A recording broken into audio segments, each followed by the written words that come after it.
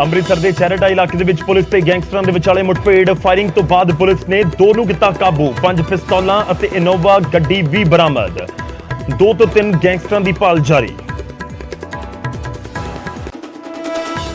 Gangster Goldy Brar ਤੇ 2 ਕਰੋੜ ਰੁਪਏ ਦਾ ਇਨਾਮ ਰੱਖਣ ਦੀ ਮੰਗ। ਮੂਸੇਵਾਲਾ ਦੇ ਪਿਤਾ ਬਲਕੌਰ ਸਿੰਘ ਬੋਲੇ, ਸਰਕਾਰ ਇਨਾਮ ਰੱਖੇ, ਮੈਂ ਆਪਣੀ ਜੇਬ ਦੇ ਵਿੱਚੋਂ ਦਵਾਂਗਾ 2 ਕਰੋੜ ਰੁਪਏ। ਮੂਸੇਵਾਲਾ ਕਤਲकांड ਦਾ ਮਾਸਟਰਮਾਈਂਡ ਹੈ ਗੋਲਡੀ ਬਰਾੜ। एनआईए ने तैयार की दहशतगर्दां दी नवीं लिस्ट। केंद्रीय गृह मंत्रालय नूं 5 गैंगस्टरां नूं अतवादी ऐलानण दी सिफारिश। लिस्ट दे विच मूसेवाला दे गुनहगारां दे भी नाम। किसानां दे चैक बाउंस होण ते खेतीबाड़ी मंत्री कुलदीप सिंह धालीवाल दा वड्डा बयान। बोले, सोच समझ के देने चाहिए ने चैक, किसी दे नाल नहीं करना चाहिए अजिहा मजाक। तेलंगाना दे सीएम दे वल्लों पंजाब दे किसानां नूं वंडे गए सी आर्थिक मदद वाले चैक। अकाली दल दे विच बगावती खेमा होया एकजुट।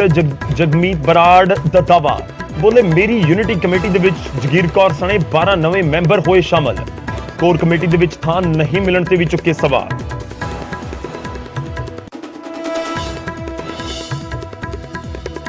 बंदी सिखां दी रिहाई दे लई 28 गुरु घरां तो एसजीपीसी दी सिग्नेचर कैंपेन दी शुरुआत। एसजीपीसी प्रधान हरजिंदर सिंह धामी ने केसगढ़ साहब तो किया आगाज। तलवंडी साबो च जथेदार भी होए मुहिम च शामिल।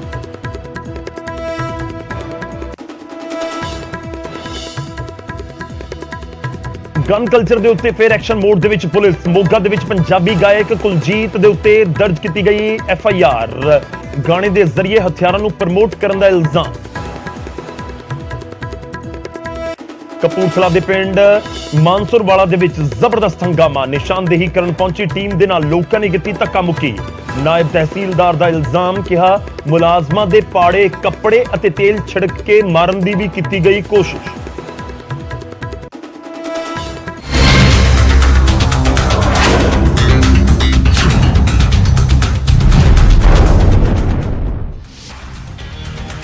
सत श्री अकाल, स्वागत है। गौरव शुक्ला मैं हां तुहाडे नाल हाज़र हां। फर्क तां पैंदा है लैके ਜਦੋਂ ਇੱਕ ਪਿਓ ਨੂੰ ਆਪਣੇ ਪੁੱਤ ਦੇ ਕਤਲ ਤੋਂ ਬਾਅਦ ਇਹ ਕਹਿਣਾ ਪਵੇ ਕਿ ਤੁਸੀਂ ਇਨਾਮ ਰੱਖੋ, ਪੁਲਿਸ ਨੂੰ ਕਹਿਣਾ ਪਵੇ ਕਿ ਤੁਸੀਂ ਇਨਾਮ ਰੱਖੋ, ਇਨਾਮ ਦੀ ਰਾਸ਼ੀ ਮੈਂ ਆਪਣੇ ਜੇਬ ਦੇ ਵਿੱਚੋਂ ਦਵਾਂਗਾ, ਫਿਰ ਫਰਕ ਤਾਂ ਪੈਂਦਾ ਹੈ।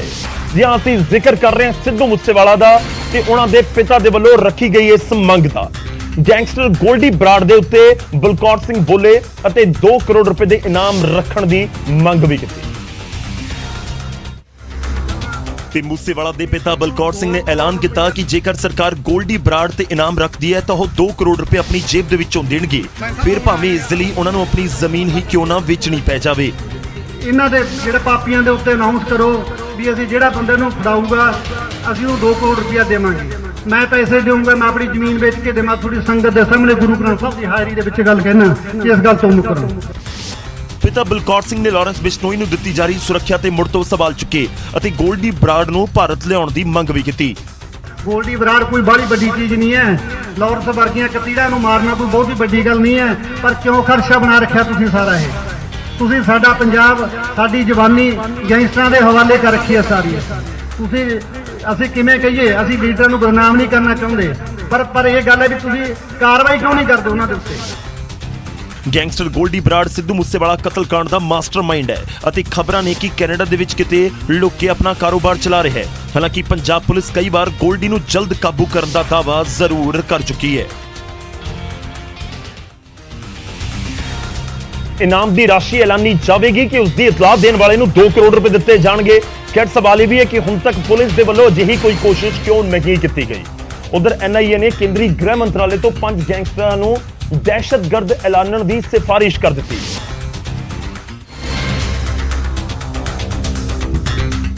एनआईए ने 5 खतरनाक गैंगस्टर्स की लिस्ट तैयार की है। अतवादी बनाने की सिफारिश की गई है। इस लिस्ट दे विच मूसेवाला के मुलजमां के नाम भी शामिल ने ਅਤੇ ਕੁਝ ਅਜਿਹੇ ਨੇ ਜੋ ਵਿਦੇਸ਼ਾਂ ਦੇ ਵਿੱਚ ਬੈਠੇ ਨੇ।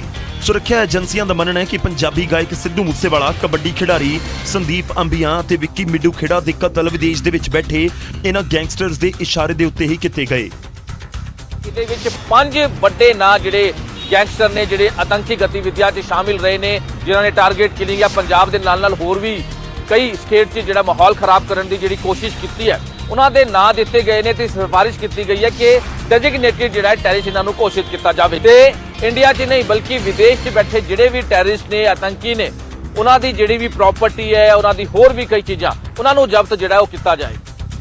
ਇਸ ਆਰਗੇਨਾਈਜ਼ਡ ਅਪਰਾਧ ਦਹਿਸ਼ਤਵਾਦ ਨੂੰ ਜੇਕਰ ਸਮੇਂ ਦੇ ਉੱਤੇ ਖਤਮ ਨਹੀਂ ਕੀਤਾ ਗਿਆ ਤਾਂ ਆਉਣ ਵਾਲੇ ਸਮੇਂ 'ਚ ਪੰਜਾਬ ਦੇ ਵਿੱਚ ਤੇ ਹੋਰ ਵੀ ਕਈ ਸੂਬਿਆਂ 'ਚ ਲੋਕ ਵੱਡੀਆਂ ਵਾਰਦਾਤਾਂ ਨੂੰ ਅੰਜਾਮ ਦੇ ਸਕਦੇ ਨੇ। ਨੈਸ਼ਨਲ ਸਿਕਿਉਰਿਟੀ ਦੇ ਉੱਤੇ ਆਏ ਖਤਰੇ ਨੂੰ ਦੇਖਦੇ ਹੋਏ NIA ਨੇ ਵੀ ਇਹਨਾਂ ਦੇ ਵਿੱਚੋਂ ਕਈ ਮਾਮਲੇ ਜਾਂਚ ਦੇ ਲਈ ਆਪਣੇ ਹੱਥ ਦੇ ਵਿੱਚ ਲਏ ਨੇ। ਖਬਰ ਹੈ ਕਿ NIA ਨੇ ਪੂਰੇ ਡੋਜ਼ੀਅਰ ਅਤੇ ਇਲਜ਼ਾਮ ਪੱਤਰ ਬਣਾ ਕੇ ਗ੍ਰਹਿ ਮੰਤਰਾਲੇ ਨੂੰ ਭੇਜੇ ਨੇ, ਜਿਸ ਦੇ ਵਿੱਚ ਕਿਹਾ ਗਿਆ ਕਿ ਵਿਦੇਸ਼ ਦੇ ਵਿੱਚ ਇਹ ਦਹਿਸ਼ਤਗਰਦ ਦੇਸ਼ ਨੂੰ ਵੱਡੇ ਪੈਮਾਨੇ ਦੇ ਉੱਤੇ ਨੁਕਸਾਨ ਪਹੁੰਚਾ ਰਹੇ ਨੇ। ਇਸ ਲਿਸਟ ਦੇ ਵਿੱਚ ਸ਼ਾਮਲ 5 ਗੈਂਗਸਟਰਸ ਦੇ ਦਹਿਸ਼ਤਗਰਦ ਐਲਾਨੇ ਜਾਣ ਤੋਂ ਬਾਅਦ ਹੀ ਉਹਨਾਂ ਦੀ ਸੰਪत्ति ਜ਼ਬਤ ਹੋ ਜਾਵੇਗੀ।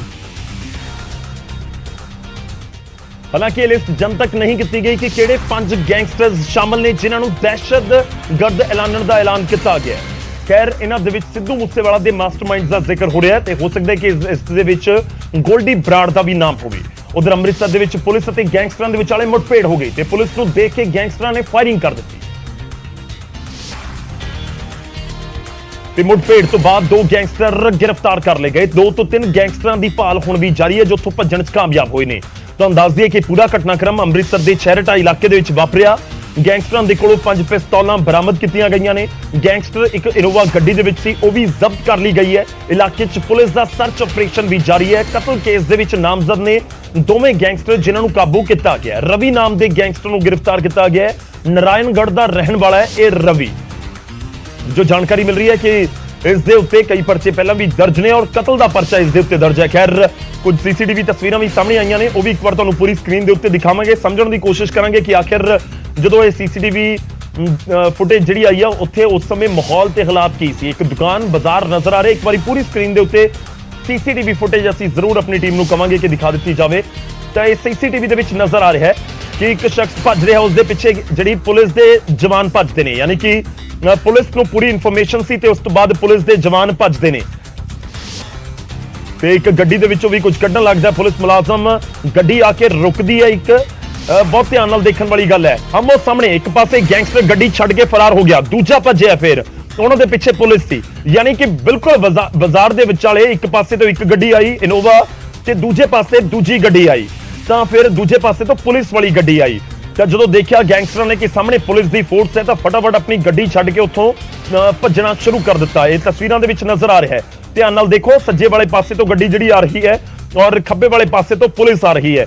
ਤਾਂ ਆਮੋ ਸਾਹਮਣੇ ਗੱਡੀਆਂ ਰੁਕਦੀਆਂ ਨੇ ਤੇ ਉਸ ਤੋਂ ਬਾਅਦ ਨਿਕਲ ਕੇ ਪੁਲਿਸ ਵਾਲੇ ਉਸ ਦੇ ਪਿੱਛੇ ਜਾਂਦੇ ਨੇ। ਫਿਰ ਗੈਂਗਸਟਰਾਂ ਦੀ ਗੱਡੀ ਦੇ ਵਿੱਚ ਆ ਕੇ ਵੀ ਪੁਲਿਸ ਮੁਲਾਜ਼ਮ ਕੁਝ ਚੈੱਕ ਕਰਦਾ ਹੈ ਕਿ ਉਸ ਦੇ ਵਿੱਚ ਕੁਝ ਹੈ ਤਾਂ ਨਹੀਂ, ਜਾਂ ਤਾਂ ਇਹ ਦੇਖਣ ਦੀ ਕੋਸ਼ਿਸ਼ ਹੋਏਗੀ ਕਿ ਉਸ ਦੇ ਵਿੱਚ ਕੋਈ ਹੋਰ ਤਾਂ ਨਹੀਂ ਬੈਠਾ ਹੋਇਆ, ਕਿਉਂਕਿ ਸਾਰੇ ਪੁਲਿਸ ਮੁਲਾਜ਼ਮ ਉਸ ਵਾਲੇ ਪਾਸੇ ਨੂੰ ਹੀ ਭੱਜੇ ਸੀ।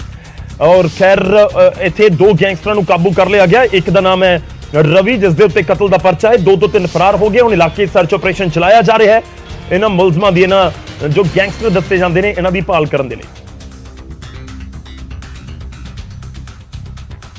ਕੰਜੈਸਟਡ ਏਰੀਆ ਔਰ ਲਗਭਗ ਜਿੱਥੋਂ ਉਹਨਾਂ ਨੇ ਗੱਡੀਆਂ ਛੱਡ ਕੇ ਭੱਜੀਆਂ, ਪਹਿਲਾਂ ਤਾਂ ਉਹਨਾਂ ਦੀ ਜਿਹੜੀ ਗੱਡੀ ਤੋਂ ਇਨਫੋਰਮੇਸ਼ਨ ਭਜਾਈ ਉਹਨਾਂ ਨੇ ਔਰ ਉਹਨੂੰ ਚੇਜ਼ ਕੀਤਾ ਗੱਡੀਆਂ ਦੇ ਵਿੱਚ। ਫਿਰ ਸਾਡੇ ਜਿਹੜੇ ਇੱਥੋਂ ਦੇ ਚੌਕੀ ਇੰਚਾਰਜ ਸੀਗੇ ਮੁਲਾਜ਼ਮ, ਉਹਨਾਂ ਨੇ ਆਪਣੀ ਗੱਡੀ ਜਿਹੜੀ ਅੱਗੇ ਲਾ ਕੇ ਉਹਨਾਂ ਨੂੰ ਰੋਕ ਲਿਆ। ਉਹਨਾਂ ਨੇ ਫਿਰ ਜਿਹੜੇ ਮੁਲਜ਼ਮ ਸੀਗੇ ਉਹਨਾਂ ਨੇ ਆਪਣੀਆਂ ਗੱਡੀਆਂ ਛੱਡ ਕੇ ਪੈਦਲ ਭੱਜੇ ਔਰ ਜਿਹੜੇ ਭੱਜ ਕੇ ਵੀ ਉਹਨਾਂ ਨੇ ਅਲੱਗ-ਅਲੱਗ ਡਾਇਰੈਕਸ਼ਨ 'ਚ ਭੱਜਿਆ। ਔਰ ਉਸ ਵੇਲੇ ਵੀ ਜਿਹੜੇ ਸਾਡੇ ਇੱਥੋਂ ਦੇ ਜਿਹੜੇ ਚੇਜ਼ ਕਰ ਰਹੇ ਸੀਗੇ ਉਹਨਾਂ ਨੇ ਫਿਰ ਉਹਨਾਂ ਦਾ ਇੰਡੀਵਿਜੂਅਲ ਜਿਹੜੇ ਗਰੁੱਪ ਵਾਈਜ਼ ਪਿੱਛਾ ਕੀਤਾ। ਮੇਰੇ ਖਿਆਲ ਲਗਭਗ 3-4 ਕਿਲੋਮੀਟਰ, ਤੁਸੀਂ ਵੀ ਦੇਖਿਆ 3-4 ਕਿਲੋਮੀਟਰ ਦਾ ਦੌੜ ਕੇ ਉਹਦਾ ਪਿੱਛਾ ਕਰਦੇ ਹੋਏ ਔਰ ਇਹਨਾਂ ਨੇ ਜਿਹੜੇ ਕ੍ਰਿਮੀਨਲ ਸੀਗੇ ਇਹਨਾਂ ਨੇ ਵੀ ਕਿਸੇ ਜਿਹੜਾ ਇੱਕ ਘਰ ਜਿਹੜਾ ਖਾਲੀ ਸੀਗਾ ਉਹਦੇ ਵਿੱਚ ਵੜੇ, ਉੱਥੋਂ ਫਿਰ ਉਹਨਾਂ ਨੇ ਕੋਠੇ ਟੱਪੇ ਔਰ ਸਾਡੇ ਮੁਲਾਜ਼ਮਾਂ ਨੇ ਵੀ ਕੀਤਾ। ਲੇਕਿਨ ਇਸ ਆਪਣੀ ਬਹੁਤ ਜਿਹੜੀ ਮੁਸ਼ਤੈਦੀ ਦਿਖਾਉਂਦਿਆਂ ਹੋਇਆ ਸਾਡੇ ਮੁਲਾਜ਼ਮਾਂ ਨੇ ਵੀ ਫਾਇਰ ਵੀ ਕੀਤਾ ਔਰ ਉਹਨਾਂ ਨੂੰ ਮਜਬੂਰ ਕੀਤਾ ਕਿ ਉਹ ਜਿਹੜੇ ਹੈਗੇ ਆ ਉਹ ਉੱਥੋਂ ਜਿਹੜੇ ਮੌਕੇ ਤੋਂ ਜਿਹੜਾ ਹੈਗਾ ਉਹ ਵੈਪਨ ਉਹਨਾਂ ਦੇ ਡ੍ਰੌਪ ਵੀ ਹੋਏ ਨੇ ਔਰ ਲੋਕਾਂ ਦੀ ਜਾਨ ਦੀ ਬਚਾਅ ਕਰਦਿਆਂ ਹੋਇਆਂ ਉਹਨਾਂ ਕ੍ਰਿਮੀਨਲਸ ਨੂੰ ਪਕੜਿਆ ਔਰ ਵੈਪਨਸ ਦੇ ਨਾਲ ਪਕੜਿਆ, ਜਿਹਦੇ ਵਿੱਚ 5 ਵੈਪਨ ਸੀਗੇ ਔਰ ਇਹਨਾਂ ਕੋਲ ਜ਼ਿੰਦਾ ਜਿਹੜੇ ਕਾਰਤੂਸ ਵੀ ਸੀਗੇ। ਸੋ ਇਹ ਮੈਂ ਸਮਝ ਸਕਦਾ ਹਾਂ ਕਿ ਇਹ ਜਿਹੜਾ ਇਹ ਸਾਰਾ ਆਪਰੇਸ਼ਨ ਬਹੁਤ ਹੀ ਪ੍ਰੋਫੈਸ਼ਨਲ ਤਰੀਕੇ ਦੇ ਨਾਲ ਹੋਇਆ ਔਰ ਇੱਕ ਚੰਗੀ ਸਫਲਤਾ। ਤਾਂ ਪੁਲਿਸ ਦੇ ਵੱਡੇ ਅਧਿਕਾਰੀ ਕਹਿ ਰਹੇ ਨੇ ਕਿ ਬਹੁਤ ਪ੍ਰੋਫੈਸ਼ਨਲ ਤਰੀਕੇ ਦੇ ਨਾਲ ਇਹ ਕਾਬੂ ਕੀਤੇ ਗਏ ਨੇ। ਖੈਰ ਪੁਲਿਸ ਦੀ ਸ਼ਲਾਘਾ ਇੱਥੇ ਕਰਨੀ ਜ਼ਰੂਰ ਬਣਦੀ ਹੈ, ਜਿਸ ਤਰੀਕੇ ਨਾਲ ਟਰੇਸ ਕੀਤਾ ਉਸ ਤੋਂ ਬਾਅਦ ਕਾਬੂ 2 ਗੈਂਗਸਟਰਾਂ ਨੂੰ ਕਰ ਲਿਆ। ਖੈਰ ਜਦੋਂ ਵਾਰਦਾਤ ਨੂੰ ਅੰਜਾਮ ਦੇਣ ਤੋਂ ਪਹਿਲਾਂ ਹੀ ਅਜਿਹੇ ਅਨਸਰਾਂ ਨੂੰ ਕਾਬੂ ਕਰ ਲਿਆ ਜਾਵੇ ਫਿਰ ਫਰਕ ਤਾਂ ਪੈਂਦਾ ਹੈ। ਹੁਣ ਅੱਗੇ ਵਧਦੇ ਤੇ ਗੱਲ ਸੂਬੇ ਦੇ ਰਾਜਪਾਲ ਦੀ। ਜੀ ਹਾਂ, ਸਰਹੱਦੀ ਸੁਰੱਖਿਆ ਦੇ ਉੱਤੇ ਰਾਜਪਾਲ ਚਿੰਤਾ ਜਤਾ ਰਹੇ ਨੇ। ਵੱਡੀ ਖਬਰ ਹੈ ਇਸ ਸਮੇਂ ਦੀ, ਰਾਜਪਾਲ ਨੇ ਚਿੰਤਾ ਜਤਾਈ ਹੈ ਤੇ ਰਾਜਪਾਲ ਨੇ ਸੁਰੱਖਿਆ ਵਿਵਸਥਾ ਦੇ ਉੱਤੇ ਇਹ ਚਿੰਤਾ ਜਤਾਈ ਹੈ। ਖਾਸ ਤੌਰ ਤੇ ਸਰਹੱਦ ਵਾਲੇ ਪੂਰੇ ਇਲਾਕੇ ਦੇ ਵਿੱਚ ਜਿਹੜੇ ਜ਼ਿਲ੍ਹੇ ਨੇ, ਕਰੀਬ 700 ਕਿਲੋਮੀਟਰ ਦਾ ਸਰਹੱਦ ਇੰਟਰਨੈਸ਼ਨਲ ਬਾਰਡਰ ਲੱਗਦਾ ਹੈ ਪਾਕਿਸਤਾਨ ਦੇ ਨਾਲ, ਔਰ ਇਸ ਪੂਰੇ ਇਲਾਕੇ ਨੂੰ ਲੈ ਕੇ ਰਾਜਪਾਲ ਚਿੰਤਾ ਜਤਾ ਰਹੇ ਨੇ। ਸਰਹੱਦ ਪਾਰ ਤੋਂ ਹੋਣ ਵਾਲੀਆਂ ਸਰਗਰਮੀਆਂ ਚਿੰਤਾ ਦਾ ਵਿਸ਼ਾ ਹੈ। ਉਹਨਾਂ ਨੇ ਕਿਹਾ ਤੇ ਕਿਹਾ ਕਿ ਸਾਨੂੰ ਚੌਕਸ ਰਹਿਣਾ ਹੋਵੇਗਾ। ਪੰਜਾਬ ਪੁਲਿਸ ਨੂੰ ਸਖਤ ਹੋਣ ਦੀ ਜ਼ਰੂਰਤ ਹੈ। ਨਾਲ ਹੀ ਰਾਜਪਾਲ ਨੇ ਵੀ ਕਿਹਾ ਕਿ ਮੈਂ ਪਹਿਲਾਂ ਵੀ ਸਰਹੱਦੀ ਜ਼ਿਲ੍ਹਿਆਂ ਦਾ ਦੌਰਾ ਕੀਤਾ ਸੀ ਤਾਂ ਇੱਕ ਤਰੀਕੇ ਨਾਲ ਸੰਕੇਤ ਦੇ ਰਹੇ ਨੇ ਕਿ ਅੱਗੇ ਵੀ ਉਹ ਇਸੇ ਤਰੀਕੇ ਨਾਲ ਸਰਹੱਦੀ ਜ਼ਿਲ੍ਹਿਆਂ ਦੇ ਵਿੱਚ ਪਹੁੰਚ ਸਕਦੇ ਨੇ। Certainly, I am worried about that attack from Pakistan side. जो smuggling, weapons, drone and everything is coming, ये चिंता का विषय है। इस पर तो अलर्ट रहना पड़ेगा। मैं बीएसएफ, मिलिट्री, पुलिस सबको लेके गया था। एंड मोर एवर पुलिस को टाइट करना पड़ेगा, पुलिस को भी थाने मजबूत करने पड़ेंगे, जरूरी है बहुत ज्यादा। फिर भी विजिट करेंगे, कुछ बहुत ऐसा प्लान कर रहे हैं दोबारा जाते रहेंगे? बिल्कुल, मैं तो जा ही रहा हूँ। वो तो मेरा मिशन है। 6 डिस्ट्रिक्ट है, वो तो वल्नरेबल है, वहाँ पर तो ध्यान मेरा है, हमेशा बना है। Meanwhile, sir, there is a lot of radicalization is also happening in Punjab. Sikh radicalization is also happening. Do you think this should be the concern of the... One thing I tell you, as a governor, on certain issues I can't speak openly. Yes. That is my prerogative. But you direction the government? No, I am in touch with the government. ਕਾਬਲੇ ਗੌਰ ਹੈ ਕਿ 6 ਜ਼ਿਲ੍ਹੇ ਲੱਗਦੇ ਨੇ, ਪਠਾਨਕੋਟ, ਗੁਰਦਾਸਪੁਰ, ਅੰਮ੍ਰਿਤਸਰ, ਤਰਨਤਾਰਨ, ਉਸ ਤੋਂ ਅੱਗੇ ਜਿਹੜਾ ਫਿਰੋਜ਼ਪੁਰ ਤੇ ਫਾਜ਼ਿਲਕਾ। ਇਹਨਾਂ 6 ਦੇ 6 ਜ਼ਿਲ੍ਹਿਆਂ ਦੇ ਵਿੱਚ ਡਰੋਨ ਦੀ ਐਕਟੀਵਿਟੀ ਬਹੁਤ ਦੇਖੀ ਗਈ ਹੈ। ਪਰ ਇਸ ਸਭ ਦੇ ਵਿਚਾਲੇ ਰਾਜਪਾਲ ਹੋਰਾਂ ਦੇ ਵੱਲੋਂ ਦਿੱਤਾ ਗਿਆ ਜੋ ਬਿਆਨ ਹੈ ਉਸ ਦੇ ਉੱਤੇ ਵੀ ਧਿਆਨ ਦੇਣ ਦੀ ਜ਼ਰੂਰਤ ਹੈ। ਉਹ ਕਹਿ ਰਹੇ ਨੇ ਕਿ ਪੁਲਿਸ ਨੂੰ ਟਾਈਟ ਕਰਨਾ ਹੋਵੇਗਾ, ਕਿ ਪੰਜਾਬ ਪੁਲਿਸ ਨੂੰ ਢਿੱਲ ਦਿੱਤੀ ਗਈ ਹੈ। ਇਹ ਕਹਿਣਾ ਚਾਹੁੰਦੇ ਨੇ ਰਾਜਪਾਲ ਕਿ ਸਰਕਾਰ ਜਾਂ ਫਿਰ ਵੱਡੇ ਅਧਿਕਾਰੀਆਂ ਨੂੰ ਉਸ ਤਰੀਕੇ ਦੀਆਂ ਹਦਾਇਤਾਂ ਨਹੀਂ ਜਾ ਰਹੀਆਂ। ਇਹ ਕਹਿਣਾ ਚਾਹੁੰਦੇ ਨੇ ਰਾਜਪਾਲ। ਖੈਰ ਦੇਖਣਾ ਹੋਵੇਗਾ ਕਿ ਇਹਨਾਂ ਦੀ ਸਟੇਟਮੈਂਟ ਦੇ ਅੱਗੇ ਕੀ ਮਾਇਨੇ ਕੱਢੇ ਜਾਂਦੇ ਨੇ। ਉਧਰ ਗਨ ਕਲਚਰ ਦੇ ਖਿਲਾਫ ਪੁਲਿਸ ਨੇ ਮੁੜ ਤੋਂ ਐਕਸ਼ਨ ਕੀਤਾ ਅਤੇ ਜਿਸ ਦੇ ਸ਼ਿਕੰਜੇ ਦੇ ਵਿੱਚ ਆਇਆ ਹੈ ਪੰਜਾਬੀ ਗਾਇਕ ਕੁਲਜੀਤ।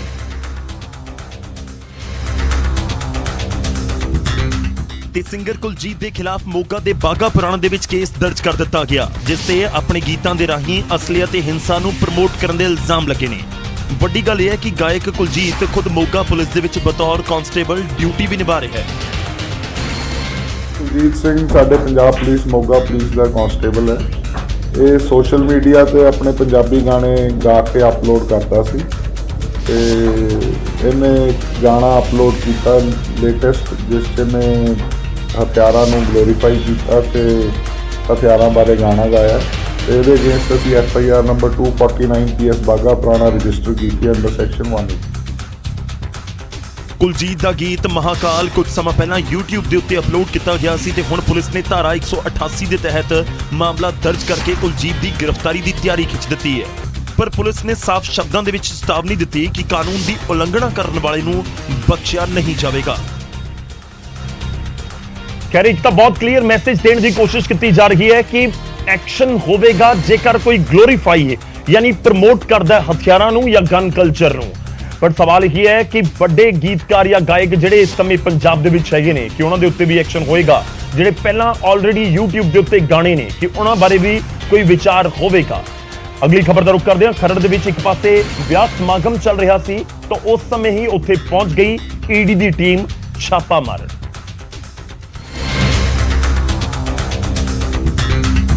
ਦਿੱਲੀ ਤੇ ਚੰਡੀਗੜ੍ਹ ਤੋਂ ਈਡੀ ਦੀ ਟੀਮਾਂ ਨੇ ਖਰੜ ਦੇ ਮਸ਼ਹੂਰ ਬਿਲਡਰ ਭੁਪਿੰਦਰ ਸਿੰਘ ਕਾਲਾ ਦੇ ਘਰ ਦੇ ਵਿੱਚ ਛਾਪਾ ਮਾਰਿਆ।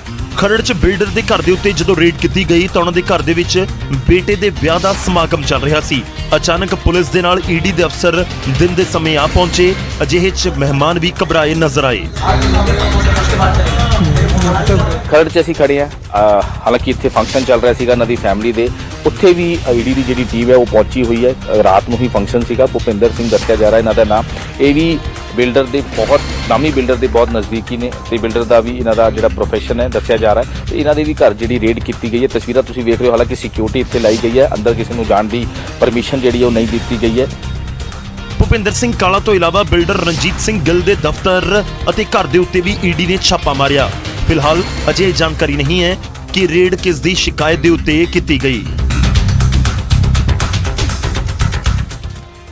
ਖੈਰ ਸ਼ਿਕਾਇਤ ਵਾਲੇ ਦਾ ਨਾਮ ਸਾਹਮਣੇ ਆਏਗਾ ਇਹ ਸ਼ਾਇਦ ਮੁਸ਼ਕਿਲ ਹੈ, ਪਰ ਦੂਜੇ ਪਾਸੇ ਸਵਾਲ ਇਹ ਜ਼ਰੂਰ ਹੈ ਕਿ ਵਿਆਹ ਵਾਲੇ ਦਿਨ ਹੀ ਕਿਉਂ ਈਡੀ ਪਹੁੰਚ ਗਿਆ। ਵਿਆਹ ਵਾਲੇ ਸਮਾਗਮ ਦੇ ਦੌਰਾਨ ਹੀ ਇਨਫੋਰਸਮੈਂਟ ਡਾਇਰੈਕਟੋਰੇਟ ਦੀ ਰੇਡ ਕਿਉਂ ਹੋਈ? ਕੀ ਕੋਈ ਅਜਿਹੀ ਇਨਫੋਰਮੇਸ਼ਨ ਸੀ ਕਿ ਵਿਆਹ ਦੇ ਦੌਰਾਨ ਕੋਈ ਕੈਸ਼ ਜਾਂ ਫਿਰ ਇਸ ਤਰੀਕੇ ਦੀ ਕੋਈ ਉੱਥੇ ਮਨੀ ਬਰਾਮਦ ਕੀਤੀ ਜਾ ਸਕਦੀ ਹੈ? ਖੈਰ ਬਰਾਮਦ ਕੀ ਹੋਇਆ ਉਸ ਦਾ ਵੀ ਇੰਤਜ਼ਾਰ ਹੈ ਜੇਕਰ ਈਡੀ ਦੇ ਵੱਲੋਂ ਕੋਈ ਸਟੇਟਮੈਂਟ ਜਾਰੀ ਕੀਤੀ ਜਾਂਦੀ ਹੈ। ਇਸ ਸਭ ਦੇ ਵਿਚਾਲੇ ਗੱਲ ਹੋਵੇਗੀ ਚੈੱਕ ਦੀ। ਚੈੱਕ ਬਹੁਤ ਬਾਉਂਸ ਹੋਏ ਨੇ, ਉਸ ਨੂੰ ਲੈ ਕੇ ਖੂਬ ਪੰਜਾਬ ਦੇ ਵਿੱਚ ਸਿਆਸੀ ਪਾਰਾ ਭਖਿਆ ਹੋਇਆ। ਤੇਲੰਗਾਨਾ ਦੇ ਸੀਐਮ ਦੇ ਵੱਲੋਂ ਕਿਸਾਨੀ ਅੰਦੋਲਨ ਦੌਰਾਨ ਜਾਨ ਗਵਾਉਣ ਵਾਲੇ ਪੰਜਾਬ ਦੇ ਕਿਸਾਨਾਂ ਨੂੰ ਦਿੱਤੇ ਮੁਆਵਜ਼ੇ ਦੇ ਚੈੱਕਾਂ ਦੇ ਉੱਤੇ ਵਿਵਾਦ ਹੋ ਗਿਆ।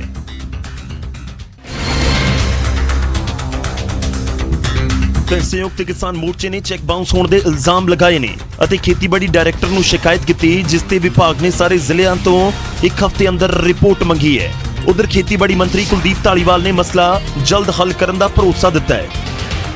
ਪਤਾ ਨਹੀਂ ਕਿੱਥੋਂ ਉਹਨਾਂ ਨੇ ਚੈੱਕ ਦਿੱਤੇ, ਇਹ ਗਲਤ ਗੱਲ ਹੈ। ਐਦਾਂ ਨਹੀਂ ਹੋਣਾ ਚਾਹੀਦਾ। ਜਿਹੜਾ ਚੈੱਕ ਦੇਣਾ ਚਾਹੀਦਾ ਸੋਚ ਸਮਝ ਕੇ ਦੇਣਾ ਚਾਹੀਦਾ। ਐਦਾਂ ਨਹੀਂ ਹੈ ਕਿ ਨਾ ਮਜ਼ਾਕ ਨਹੀਂ ਕਰਨਾ ਚਾਹੀਦਾ। ਪਰ ਹੋ ਸਕਦਾ ਕੋਈ ਕਲੈਰੀਕਲ ਮਿਸਟੇਕ ਹੋ ਗਈ ਹੋਵੇ, ਦਫ਼ਤਰ ਵੱਲੋਂ ਕੁਝ ਬੈਂਕ ਵੱਲੋਂ ਲੇਟ ਹੋ ਗਏ ਹੋਣ, ਕੁਝ ਇਦਾਂ ਦੀ ਚੀਜ਼ ਵੀ ਹੋ ਸਕਦੀ। ਪਹਿਲਾਂ ਪਤਾ ਕਰ ਲੈਂਦੋ। ਜਦਕਿ ਬੀਜੇਪੀ ਨੇ ਚੈੱਕ ਬਾਉਂਸ ਨੂੰ ਕਿਸਾਨਾਂ ਦੇ ਨਾਲ ਕੋਝਾ ਮਜ਼ਾਕ ਦੱਸਿਆ ਅਤੇ ਪੰਜਾਬ ਸਰਕਾਰ ਸਣੇ ਅਰਵਿੰਦ ਕੇਜਰੀਵਾਲ ਤੇ ਵੀ ਨਿਸ਼ਾਨੇ ਸਾਧੇ। ਇਹ ਕੋਝਾ ਮਜ਼ਾਕ ਆ, ਇਹ ਨਹੀਂ ਹੋਣੇ ਚਾਹੀਦੇ। ਸਰਕਾਰ ਨੂੰ ਇਹ ਇਨਸ਼ੋਰ ਕਰਨਾ ਚਾਹੀਦਾ ਕਿ ਉਹ ਰਾਸ਼ੀ ਉਹਨਾਂ ਨੂੰ ਮਿਲ ਜੇ ਔਰ ਇਸ ਤਰ੍ਹਾਂ ਬਾਰ-ਬਾਰ ਡਿਸਟਰਬੈਂਸ ਹੋਣ ਨਾਲ ਉਹਨਾਂ ਨੂੰ ਹੋਰ ਪੀੜਾ ਵੱਧਦੀ ਆ। ਤੇ ਇਸ ਚੀਜ਼ ਦਾ ਕੇਜਰੀਵਾਲ ਜੀ ਔਰ ਭਗਵੰਤ ਮਾਨ ਆਪਣੇ ਪੋਲੀਟੀਕਲ ਟੂਰਿਜ਼ਮ ਤੋਂ ਧਿਆਨ ਹਟਾ ਕੇ ਇਸ ਚੀਜ਼ ਦਾ ਵੀ ਧਿਆਨ ਕਰਨ। ਤੇਲੰਗਾਨਾ ਦੇ ਸੀਐਮ ਨੇ ਚੰਡੀਗੜ੍ਹ ਦੇ ਵਿੱਚ ਦਿੱਲੀ ਅੰਦੋਲਨ ਦੌਰਾਨ ਜਾਨ ਗਵਾਉਣ ਵਾਲੇ ਕਿਸਾਨਾਂ ਦੇ ਪਰਿਵਾਰਾਂ ਨੂੰ 3-3 ਲੱਖ ਰੁਪਏ ਮੁਆਵਜ਼ੇ ਦੇ ਚੈੱਕ ਦਿੱਤੇ ਸਨ। ਇਸ ਦੌਰਾਨ ਸੀਐਮ ਮਾਨ ਅਤੇ ਅਰਵਿੰਦ ਕੇਜਰੀਵਾਲ ਵੀ ਉੱਥੇ ਮੌਜੂਦ ਸੀ।